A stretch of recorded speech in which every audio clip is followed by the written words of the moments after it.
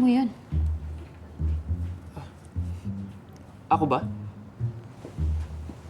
Amoy baby powder? Ako yata. Allergic ako. Sorry, miss. Lalayo na ako. Ay, hindi. Hindi, ayos lang. Naalala ko lang kasi yung maming ko eh. Lagi niya ako nilalagyan ng baby powder tuwing pinagpapawisan ako. Siguro, baby ka ng mama mo, no? Uy, hindi ah. My body, my rules. Oo. Miss, yan lang ba yung sira?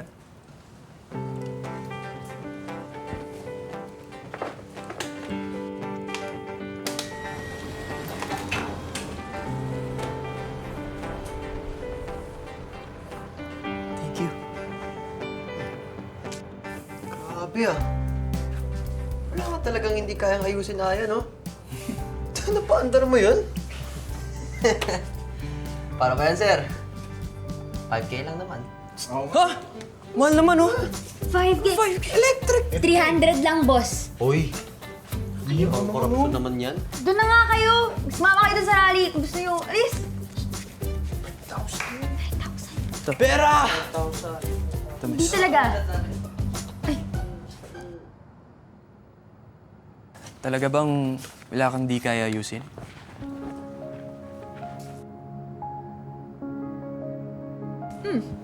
Bakit? May motor yung kapatid ko. Daming sira. Recommend sana kita sa kanya. Game?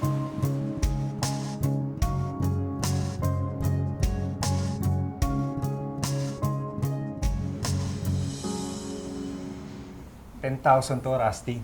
Rare print. 5 na lang. Grabe ka naman mabarat. Hindi, sige, ganito na lang. Mag-flip coin na lang tayo. Kapag heads, bigay mo sa akin yan ng 5. Kapag tails, bayaran kita ng 8. Ano, G? Sige, G. Sige. Oh, heads. Ano? Ano pa yan? 5, ha? Ay, nako.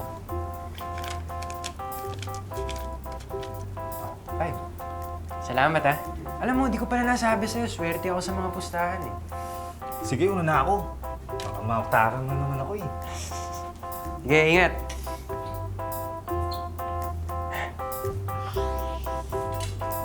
Rare print. Saan yung motor? Mamaya na. Pakilala muna kita sa kapatid ko. Aya, meet Rusty. Kuya, si Aya. Ang pinakamagaling na mechanic sa kabilang town. Ikaw? Teka, magkakilala kayo, kuya? Di ko kilala yan. At wala akong bala kilalanin niyang entitled na lalaking yan. Teka.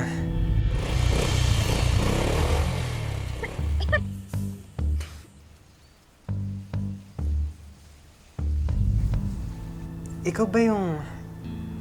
Ikaw ba yung babaeng harang ng harang doon sa tambucho ko? Ganda ka pala kapag malinis. Yago, ilayo mo nga sa akin yung babaeng yan. Susunugin ako niyan eh. Teka, ano bang issue niyo? Ha? Itong magaling mong kapatid, binugahan ako ng polluted na usok ng bulok niyang motor. Tapos iniwan ako sa kalsada. Alam mo, bagay sa'yo yung pangalan mo. May kalawang na yung utak mo. Paano kita hindi iiwan? Tingnan mo naman yung ugali mo. Nakakatakot ka magalit. Siya ba yung magpapayos ng motor? Oo. Maghanap ka ng ibang mekaniko. Kuya, abulin mo.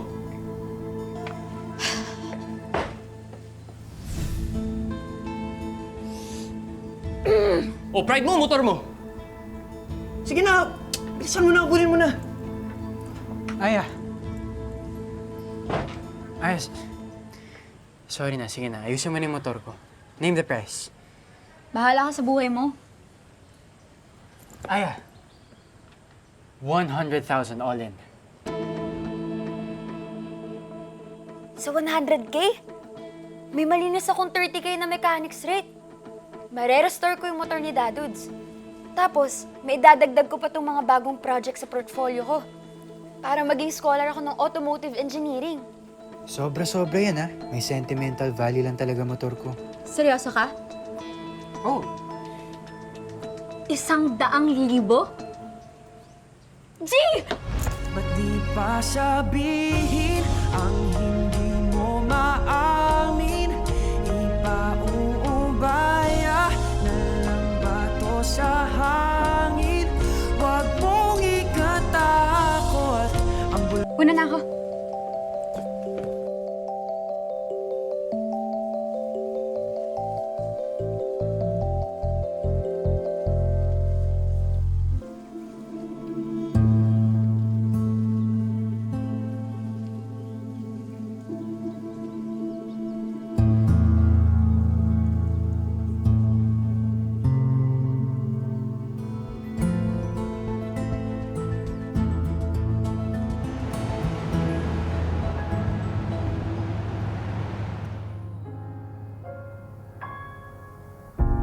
Di pa ba sapat ang sakit at lahat na hindi ko ipararanas sa'yo?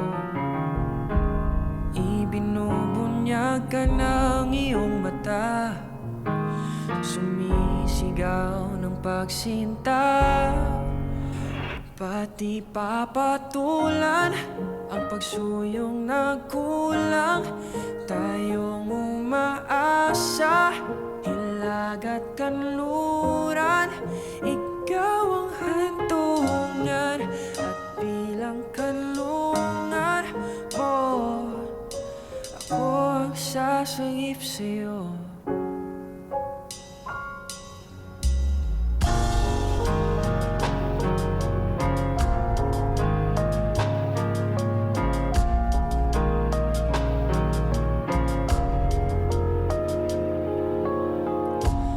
Saan nga ba patungo? Sige, subukan mong mangialam dito.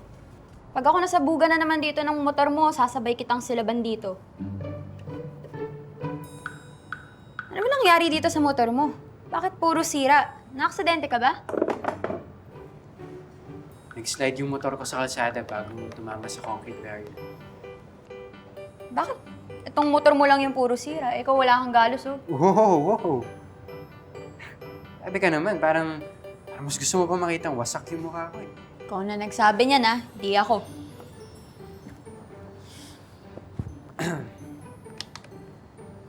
Napasama din yung tama ko. Pero it's been months, kaya healed na rin. Lasing ka nun? Hindi ako umiinom, no? Kaskasero lang. Saan ka ba papunta nun at napakakamote mo naman mag-drive? Miss, motor ko ba hindi na-diagnose mo o ako? Free service ba yung therapy session mo? O sige, ayusin mo tong motor mo mag-isa. Relax lang, miss. Pasensya na, masanay ka na sa akin eh. So, may pagka-prank ka kasi ako. Ayoko kasi ng paligoy-ligoy. Ako, ayoko yung nambubuisat habang nagtatrabaho. Sorry na. Ihuhulog ko tong motor mo sa pool nyo. Shake hands na lang para usapang lalaki tayo.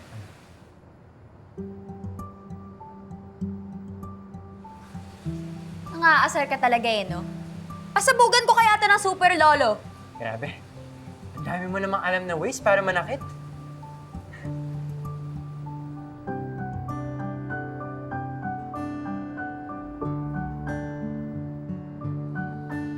Aray! Aray! Sakit. Ano yun? Static electricity. Nakadikit ka kanina sa bakal eh. Simple physics. Specifically, electrostatics. Uwe. Yun lang yun? Walang spark? Tayong dalawa? Lakas mang asar ng mokong na to. Kaya yata 2D intimidated sa akin. Puro kalokohan ang alam. Pero, in fairness, ganda ng smile. Kung bagsak ko kaya tong dumbbell dyan sa motor mo. Walang spark. Kuryentehin kita dyan eh. Alam mo, miss, Ang morbid mo talaga eh, no? In fairness, aliw pa. Ano nga ba yung spark na yun? Hayes! Erase, erase! Layo ng presko, alaskador at happy-go-lucky na tong sa ideal guy ko. Bro! Tumawag yung ospital. May update si Doc sa'yo about sa kondisyon ni... Yago, ikaw na bahala dito. Miss Sungit, pakitapos na. Wow, demanding! Akala niya nabili niya yung kaluluwa ko sa 100,000. Aya. Thank you sa pagtanggap ng deal Madalas na rin kitang makikita. Ano? No, like, what I mean is, mahilig kasi ako manood ng mga gumagawa ng motor.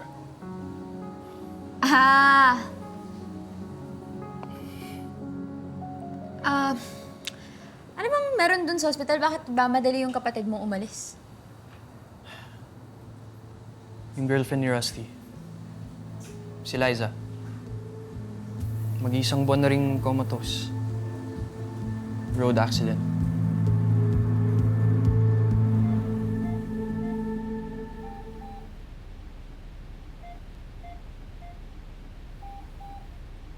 Doc, nagre-react ang mga mata niya sa ilaw. Magandang senyales ito para sa mga pasyente na may light coma. Hindi magtatagal, magigising na siya. And one more thing, Rusty.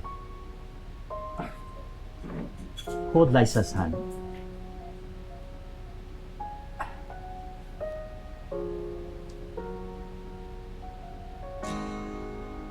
Liza, si Rusty po. Doc, pinisil niya yung kamay ko. Liza. Liza, ako to si Rusty. Ha? May girlfriend na yung kumag na yun? At dahil sa kanya, nakomatos sa hospital yung girlfriend niya.